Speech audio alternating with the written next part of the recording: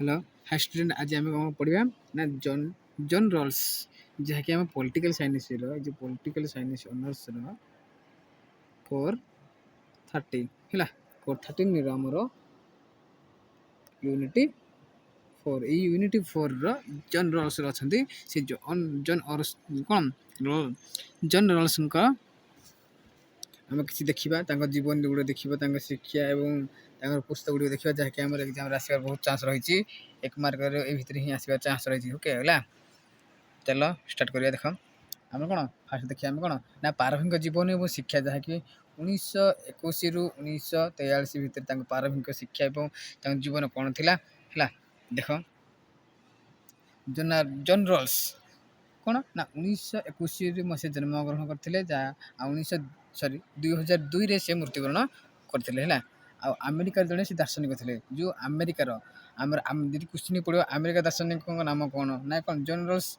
सी होती आमेरिकार जड़े दार्शनिक ओके जी कि राजनैतिक और नैतिक चिंताधारा जड़े गुरुत्वपूर्ण भूमिका बा गुरुत्वपूर्ण चिंतक थे किए ना आमर जन रल्स है आमेरिका जहाँकि यूएसए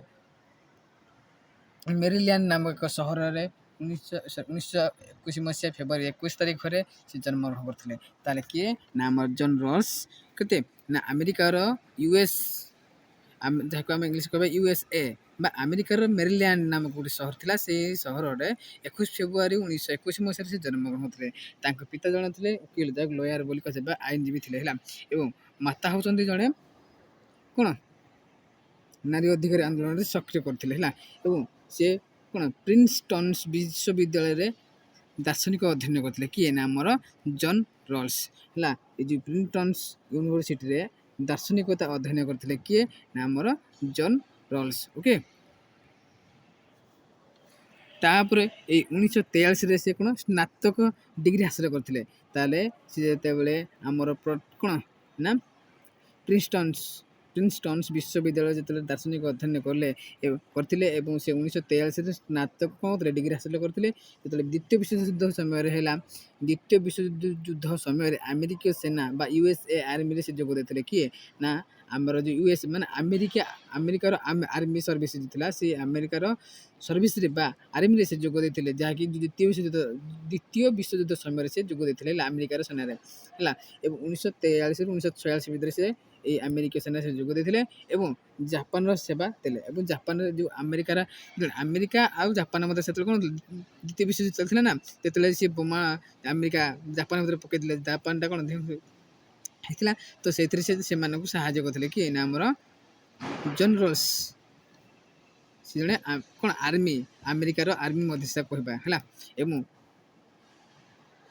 ये जो 1900 जापान से कौन सेवा देते किए ना जन रल्स 1950 से कौन प्रिंसटन विश्वविद्यालय दार्शनिकतार पीएचडी हासिल करते दार्शनिकतार से कौन पीएचडी हासिल करते कौन ना ये पीएचडी दार्शनिकतार से पीएचडी हासिल करते ना 1950 जो प्रिंसटन विश्वविद्यालय जो प्रिंसटन यूनिवर्सिटी थी से प्रिंसटन यूनिवर्सिटी प्रिंसटन विश्वविद्यालय से दार्शनिकता पीएचडी दार्शनिकतार पीएचडी हासिल करते ओके ताकि आम कहीपर विंश शताब्दी जड़े सर्वश्रेष्ठ राजनीति विज्ञानी दार्शनिक आम मानवा कहुए विंश शताब्दी सर्वश्रेष्ठ राजनीतिक दार्शनिक कहुए ओके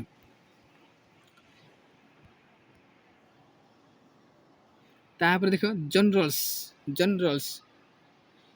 पढ़ा शेष होगापर सी शिक्षक हेले पढ़ा शेष होगापर से जड़े शिक्षक होते अध्यापक होते प्रथम से कौन शिक्षक करते के ना कर्नेल विश्वविद्यालय से पढ़ाई शिक्षक भाव में किए कर्नेल यूनिवर्सिटी से शिक्षक अध्यापक पढ़ाई तापर से MIT विश्वविद्यालय काम करते से अध्यक्ष करते किए ना अध्यापक थे अध्यापक भाव काम करते किए MTI विश्वविद्यालय प्रथम हूँ कर्नेल यूनिवर्सिटी से पढ़ाई तापर MTI यूनिवर्सिटी से कौन थे अध्यापक थे काम करते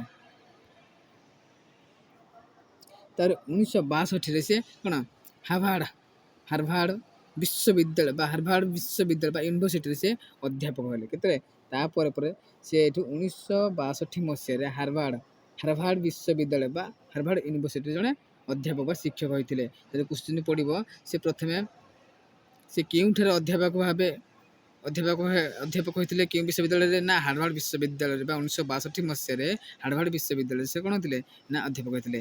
ସେ ଏଠି ବହୁ ବର୍ଷ ରହିଲେ, ଯେଉଁ ହାର୍ଭାର୍ଡ ୟୁନିଭର୍ସିଟିରେ ସେ ବହୁ ବର୍ଷ ରହିଲେ ଏବଂ ସେଠାରେ ହିଁ କ'ଣ ଥିଲେ? ଗୁରୁତ୍ୱପୂର୍ଣ୍ଣ ପୁସ୍ତକ ଗୁଡ଼ିକ ଲେଖିଥିଲେ, ଅନେକ ପ୍ରସିଦ୍ଧ ପୁସ୍ତକ ଗୁଡ଼ିକ ଲେଖିଥିଲେ। କିଏ? ନା ଆମର ଜନ୍ ରଲ୍ସ। ଓକେ, ତାପରେ ଆମେ ଦେଖ ନା ଜନ୍ ରଲ୍ସଙ୍କ ପ୍ରସିଦ୍ଧ ପୁସ୍ତକ ଗୁଡ଼ିକ ଦେଖିବା। 1971ରୁ ଷ୍ଟାର୍ଟ କରିଥିଲେ ଯେ 2001 ଭିତରେ କ'ଣ ପ୍ରସିଦ୍ଧ ପୁସ୍ତକ ଲେଖିଛନ୍ତି ଦେଖିବା। ଦେଖ ପ୍ରସିଦ୍ଧ ଏଇ ଭିତରୁ ହିଁ ଆମର ଏକ୍ଜାମ୍ରେ ଆସିବ ହେଲା। ଇମ୍ପୋର୍ଟାଣ୍ଟ ଗୁରୁତ୍ୱପୂର୍ଣ୍ଣ ଇଏ ତାଙ୍କର କ'ଣ ଇଏ ଗୋଟେ ପୁସ୍ତକ ବୁକ୍ ଗୁଡ଼ାକ ହେଲା, ଏଇଗୁଡ଼ିକ ସେ ଲେଖିଥିଲେ। କିଏ? ଆମର ଜନ୍ ରଲ୍ସ। ଏଇ ଭିତରୁ ହିଁ ଆମର 1 ମାର୍କ ଆସିବ ହେଲା। କ୍ଲିୟର? ଦେଖ ପ୍ରଥମେ ହେଉଛି କ'ଣ? ଏ ଥିଓରି ଅଫ୍ ଜଷ୍ଟିସ୍ 1971ରେ ସେ କ'ଣ ଥିଲେ? ତାଙ୍କର ସର୍ବଶ୍ରେଷ୍ଠ କୃତି ବା ଯେଉଁଥିରେ ନ୍ୟାୟ ହିସାବରେ ସମାନତା ମିଳିଛି। ଏଇ ଯେଉଁ ଏ ଥିଓରି ଅଫ୍ ଜଷ୍ଟିସ୍ 1971ରେ ସେ ଲେଖିଥିଲେ ହେଲା, ଯାହାକି ଏ ଥିଓରି ଅଫ୍ ଜଷ୍ଟିସ୍ ଯାହାକି ନ୍ୟାୟ ହିସାବରେ ସମତା, ନ୍ୟାୟର ମାଧ୍ୟମରେ କେମିତି ସମାନତା ମିଳିବ ବୋଲି ଏ ଥିଓରି ଅଫ୍ ଜଷ୍ଟିସ୍ରେ 1971 ମସିହା ସେ ଲେଖିଥିଲେ। କିଏ? ନା ଜନ୍ ରଲ୍ସ। ଏବଂ ନମ୍ବର 2 ହେଉଛି ପଲିଟିକାଲ ଲିବରାଲିଜିମ୍ ଯାହାକି 1993 ମସିହା ସେ ରଚନା କରିଥିଲେ ବା ଲେଖିଥିଲେ ପୁସ୍ତକ। ଏବଂ ଦ ଲ ଅଫ୍ ପିପୁଲ୍ କ'ଣ? ନା ଦ ଲ ଅଫ୍ ପିପୁଲ୍ 1999 ମସିହାରେ ସେ ଲେଖିଥିଲେ ହେଲା। ଏହା ହେଉଛି ଗୁରୁତ୍ୱପୂର୍ଣ୍ଣ ତାଙ୍କର ପୁସ୍ତକ ଗୁଡ଼ିକ, ପ୍ରସିଦ୍ଧ ପୁସ୍ତକ ଗୁଡ଼ିକ ହେଲା। ନମ୍ବର 4 ଜଷ୍ଟିସ୍ ଆଜ୍ କ'ଣ? ଫାୟାରନେସେସ୍ ବା ଏ ରିଷ୍ଟାଟମେଣ୍ଟ 2021ରେ ଜଷ୍ଟିସ୍ ଆଜ୍ ଫାୟାରନେସେସ୍ ପୁସ୍ତକ ରଚନା କରିଥିଲେ ବା ଏଜ୍ ଏ ଷ୍ଟେଟମେଣ୍ଟ ହେଲା। ଏ ପୁସ୍ତକ ସେ ଲେଖିଥିଲେ। ଦେଖ ଆମର କ'ଣ ଲଙ୍ଗ କ୍ୱେଶ୍ଚିନ୍ ବି ଆସୁଛି ତାଙ୍କର ଏଇ ପୁସ୍ତକ ମଧ୍ୟରୁ। ଦେଖ ଲଙ୍ଗ କ୍ୱେଶ୍ଚିନ୍ ବି ଆସିପାରେ ନା ଏ ଥିଓରି ଅଫ୍ ଜଷ୍ଟିସ୍ ମଧ୍ୟରେ ଗୋଟେ ଆସିବ, ନହେଲେ ପଲିଟିକାଲ ଲିବରାଲିଜିମ୍ରେ ଆସିବ, ଦ ଲ ଅଫ୍ ପିପୁଲ୍ ମଧ୍ୟରେ ଆସିବ। ଏଇ ବହି ତାଙ୍କର ଏଇ ବହି ଭିତରର ବା ତାଙ୍କର ଏଇ ପୁସ୍ତକର ଏଇ ଚାରୋଟି ଦେଖ ଥରେ ଆସିଥିଲା ଆମର ଗଲା ଥର ଏକ୍ଜାମ୍ରେ ଏ ଥିଓରି ଅଫ୍ ଜଷ୍ଟିସ୍ ହେଲା, ବା ଏ ଯେଉଁ ଆମର ଥିଓରି ଅଫ୍ ଜଷ୍ଟିସ୍ ଆମର ଯେଉଁ ଜର୍ଣ୍ଣାଲିଷ୍ଟଙ୍କ ନ୍ୟାୟ ତତ୍ତ୍ୱ ବିଷୟରେ ଆଲୋଚନା କର, ଏମିତି କିଛି କ୍ୱେଶ୍ଚିନ୍ ଆସିବ ହେଲା। କି ଆମର ଜର୍ଣ୍ଣାଲିଷ୍ଟଙ୍କ ପଲିଟିକାଲ ଲିବରାଲିଜିମ୍ ବିଷୟରେ କିଛି ଆଲୋଚନା କର, ଅବଦାନ ଆଲୋଚନା କର, ଏମିତି କିଛି ଆସିବ କ୍ୱେଶ୍ଚିନ୍ ହେଲା। ତ ଏଇ ଭିତରେ ଏଇ କ୍ୱେଶ୍ଚିନ୍ଟା ଏଇଠି ଇଏ ହେଉଛି ଆମର 100% ଇମ୍ପୋର୍ଟାଣ୍ଟ ହେଲା। କାହିଁକି ନା ଇଏ 1 ମାର୍କରେ ଆସିବାର ସମ୍ଭାବନା ବହୁତ ରହିଛି ହେଲା। ଦେଖ ଏଇ ପୁସ୍ତକ ଗୁଡ଼ିକ ସବୁ କେଉଁଥିପାଇଁ ଲେଖିଛନ୍ତି? ସେ ନ୍ୟାୟ, ଏ ପୁସ୍ତକ ଗୁଡ଼ିକ ନ୍ୟାୟ, ସମାନତା ଏବଂ ରାଜନୀତି ବିଷୟରେ ଥିଲା। ଯେତିକି ଏଇ 4ଟି ଯେଉଁ ପୁସ୍ତକ ଲେଖିଥିଲେ, ଏଇ 4ଟି ପୁସ୍ତକ କେଉଁ ବିଷୟରେ ଲେଖିଥିଲେ? ନା ସମାନତା ବିଷୟରେ ଲେଖିଥିଲେ, ରାଜନୀତି ବିଷୟରେ ଥିଲା, ନ୍ୟାୟ କେମିତି ନ୍ୟାୟ ହେବ, ସମାନତା ଏବଂ ରାଜନୀତି ବିଷୟରେ ଲେଖା ହୋଇଥିଲା ଏଇ 4ଟି ପୁସ୍ତକ ମଧ୍ୟରେ। ଓକେ, ଦେଖ ଏଠି ଦେଖିବେ କେମିତି ପୁସ୍ତକ ଲେଖିଥିଲେ। ଦେଖ ପ୍ରଥମ ପୁସ୍ତକ ତାଙ୍କର ଯେଉଁ ଥିଲା ଏ ଥିଓରି ଅଫ୍ ଜଷ୍ଟିସ୍ 1971 ସେ କରିଥିଲେ। ଦେଖ ଇଏ ବି 2 ମାର୍କରେ ଆସିବାର ସମ୍ଭାବନା ରହିଛି। A theory of justice, a political liberalism ହେଲା। ଦେଖ ଏ ଥିଓରି ଅଫ୍ ଜଷ୍ଟିସ୍ ଦେଖ ଏହି ପୁସ୍ତକ ତାଙ୍କ ସବୁଠୁ ଖ୍ୟାତିପ୍ରାପ୍ତ କାମ। ଇଏ ହେଉଛି ପ୍ରଥମ ପୁସ୍ତକ ଯାହାକି ତାଙ୍କର ସବୁଠୁ ପ୍ରସିଦ୍ଧ ପୁସ୍ତକ ହେଲା, ଯାହାକି ଏଠି ସେ ଏଇ ପୁସ୍ତକରେ ସେ କହିଛନ୍ତି ନ୍ୟାୟ ସମାନତା ଏଇ ଯେଉଁ ନ୍ୟାୟ ହିସାବରେ ସମାନତା ବିଷୟରେ କହିଛନ୍ତି। କେମିତି କି ନ୍ୟାୟ ସମସ୍ତଙ୍କୁ ମିଳିବ ବୋଲି କହିଛନ୍ତି। ଏହାର ଅର୍ଥ ହେଉଛି ଯେ ସମାଜ କ'ଣ ଏ ଯେଉଁ ନ୍ୟାୟ ଜଷ୍ଟିସ୍ ଏ ଥିଓରି ଅଫ୍ ଜଷ୍ଟିସ୍ର ଅର୍ଥ ଯେ ବା ନ୍ୟାୟ ସମାଜର ସମାନତାର ଅର୍ଥ ହେଉଛି ଯେ କ'ଣ ସମାଜ ନ୍ୟାୟପୂର୍ଣ୍ଣ ହେବା ଉଚିତ। ଗୋଟେ ସମାଜ ତାକୁ ସବୁକିଛି ନ୍ୟାୟ ଦେବା ଦରକାର ହେଲା। ତ ସେ ନ୍ୟାୟ ପାଇବ ଯଦି କୌଣସି ଗୋଟେ ଇଏରୁ ନ୍ୟାୟ ପାଇବ, ନ୍ୟାୟ ଦେବା ଉଚିତ ବୋଲି ସେ କହୁଛନ୍ତି। ଅର୍ଥ ସମାଜ ନ୍ୟାୟପୂର୍ଣ୍ଣ ହେବା ଉଚିତ ହେଲା। ସମସ୍ତେ ନ୍ୟାୟରେ ଚାଲିବେ, ଯେଉଁଠି ସମସ୍ତଙ୍କୁ ସମାନ ଅବସର ମିଳିବ ବା ଯେଉଁଠାରେ କି ସମସ୍ତଙ୍କୁ ମଧ୍ୟ ସମାନ ହିସାବରେ ସବୁ ସୁଯୋଗ କିଛି ଅବସର ତାଙ୍କର ସୁବିଧା ସୁଯୋଗ ସବୁ ସମାନ ରହିବ। ସେମିତି କେବେ ନିଚ ଉଚ୍ଚ ଯେମିତି ସିଏ ଧନୀ ଗରିବ ଏମିତି କିଛି ଇଏ ହେଉଛି ତଳଜାତର ଲୋକ ଇଏ ହେଉଛି ଏମିତି କିଛି ରହିବନି ବୋଲି ଏହାର ଅର୍ଥ ହେଉଛି ହେଲା। ତାପରେ ଦେଖ ଏଠୁ ଲିବରାଲିଜିମ୍ ବା ପଲିଟିକାଲ ଲିବରାଲିଜିମ୍, ଏଇ ଗୋଟେ ପୁସ୍ତକ ତାଙ୍କର ନା 1993 ମସିହାରେ। ତାହେଲେ ଏଇ ପୁସ୍ତକରେ ଏଇ ଯେଉଁ ପଲିଟିକାଲ ଲିବରାଲିଜିମ୍ରେ 1993 ସେ କହିଛନ୍ତି ଲୋକତନ୍ତ୍ର, ସ୍ୱାଧୀନତା ଏବଂ ନ୍ୟାୟ ବିଷୟରେ କହିଛନ୍ତି। ଏଇ ପଲିଟିକାଲ ଲିବରାଲିଜିମ୍ରେ କ୍ୱେଶ୍ଚିନ୍ ପଢ଼ିପାରିବେ 1 ମାର୍କରେ। ନା ପଲିଟିକାଲ ଲିବରାଲିଜିମ୍ରେ ପୁସ୍ତକରେ କେଉଁ ବିଷୟରେ ସେ କହିଛନ୍ତି? ନା ଲୋକତନ୍ତ୍ର ବିଷୟରେ, ଲୋକମାନଙ୍କର ତନ୍ତ୍ର ବା ଲୋକମାନଙ୍କର ଶାସନ, ସେମାନଙ୍କର ସ୍ୱାଧୀନତା ଆଉ ସେମାନଙ୍କର ନ୍ୟାୟ ବିଷୟରେ ସେ ଲେଖିଛନ୍ତି ପଲିଟିକାଲ ଲିବରାଲିଜିମ୍ ହେଲା। ଆଉ ସେ କହିଛନ୍ତି ଯେ ସରକାର ସମସ୍ତଙ୍କୁ ସମାନ ଅଧିକାର ଦେବା ଉଚିତ। ଆଉ ସେ କହିଲେ ଆଉଥରେ କହୁଛନ୍ତି ସରକାର କ'ଣ ସମସ୍ତଙ୍କୁ ସମାନ ଅଧିକାର ଦେବା ଉଚିତ ବୋଲି ସେ ମଧ୍ୟ କହିଥିଲେ ହେଲା। ତାପରେ 3 number the law of peoples 1999 ମସିହାରେ କହିଥିଲେ। ଏଠି ସେ ବିଶ୍ୱ ଦେଶ ଗୁଡ଼ିକ ଏବଂ ସମ୍ପର୍କ ବିଷୟରେ ଲେଖିଛନ୍ତି। ଯେଉଁ ବିଶ୍ୱ ଦେଶ ଗୁଡ଼ିକ ରହିଲା ଆମ ବିଶ୍ୱରେ, ସେ ଯେଉଁ ଦେଶ ରହିଲା ଆଉ ସେମାନଙ୍କର ସମ୍ପର୍କ ବିଷୟରେ ଲେଖିଛନ୍ତି। ବିଶ୍ୱରେ ଯେଉଁ ଦେଶର ଥିଲା ଆମ ବିଶ୍ୱ କ'ଣ ଏସିଆ, ସେ ଏସିଆ ମହାଦେଶର ଯେତିକି ବି ଦେଶ ଗୁଡ଼ିକ ଅଛି ତାଙ୍କ ସମ୍ପର୍କରେ ସେ ଲେଖିଛନ୍ତି ଏ ଦ ଲ ଅଫ୍ ପିପୁଲରେ ହେଲା। ଆଉ ସେ କହିଛନ୍ତି ଯେ ସମସ୍ତ ଦେଶ ନ୍ୟାୟପୂର୍ଣ୍ଣ ଭାବରେ ଚାଲିବା ଉଚିତ। ଯେତିକି ଦେଶ ରହିଲା ଆମ ବିଶ୍ୱରେ ସମସ୍ତେ ସେମାନେ ନ୍ୟାୟପୂର୍ଣ୍ଣ ଭାବରେ ଚାଲିବା ଉଚିତ ବୋଲି ସେ କହୁଛନ୍ତି ଏବଂ ଗରିବ ଦେଶମାନଙ୍କୁ ସାହାଯ୍ୟ କରିବା ଉଚିତ। ଆଉ ଯେତିକି ଗରିବ ଦେଶ ରହିଲେ ସେମାନଙ୍କୁ ସାହାଯ୍ୟ କର ବୋଲି ସେ କହୁଛନ୍ତି ହେଲା। କେଉଁ ପୁସ୍ତକ ତାଙ୍କର ନା ଦ ଲ ଅଫ୍ ପିପୁଲରେ ହେଲା। ତାର 4 ନମ୍ବର ଆଇଲା କ'ଣ ଜଷ୍ଟିସ୍ ଆଜ୍ ଫାରନେସ୍, ଯାହାକୁ କ'ଣ ରିଷ୍ଟାଟମେଣ୍ଟ ବୋଲି କୁହାଯାଏ, ଯାହା କହିଲା 2001ରେ ସେ এই ପୁସ୍ତକ ରଚନା କରିଥିଲେ ହେଲା। ଦେଖ ଏହି ପୁସ୍ତକ କ'ଣ କହିଛି ନା ନ୍ୟାୟ ହିସାବରେ ସମତା, ଏଇଟା ବି ନ୍ୟାୟ ହିସାବରେ ସମତା କରାଯାଇଛି। ଧାରଣାକୁ ପୁନର୍ବିବେଚନା କରିଛନ୍ତି। ଏଠି ସମାନତା ଏବଂ ଅଧିକାର ବିଷୟରେ ଅଧିକ ସ୍ପଷ୍ଟ କଥା କହିଛନ୍ତି। ଏଇ ଯେଉଁ ଜଷ୍ଟିସ୍ ଏଜ୍ ଫେୟାରନେସ୍ରେ ସେ କେଉଁଥିରେ କହିଛନ୍ତି ନା ସମାନତା ଏବଂ ଅଧିକାର ବିଷୟରେ ଅଧିକ କହିଛନ୍ତି ଏଇ ପୁସ୍ତକରେ ହେଲା। କେଉଁ ବିଷୟରେ ନା ସମାନତା ଅଧିକାର ବିଷୟରେ ବହୁତ ଭାବରେ କହିଛନ୍ତି, ପୁରା ସ୍ପଷ୍ଟ ଭାବରେ ହେଲା। ଦେଖ ତାଙ୍କର କିନ୍ତୁ ମୃତ୍ୟୁ ହୋଇଥିଲା ହେଲା। କାହାଙ୍କର ନା ଆମର ଏବେ ଜନ୍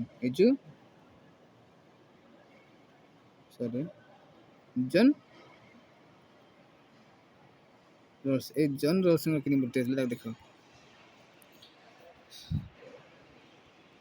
ଦେଖ ଏଠି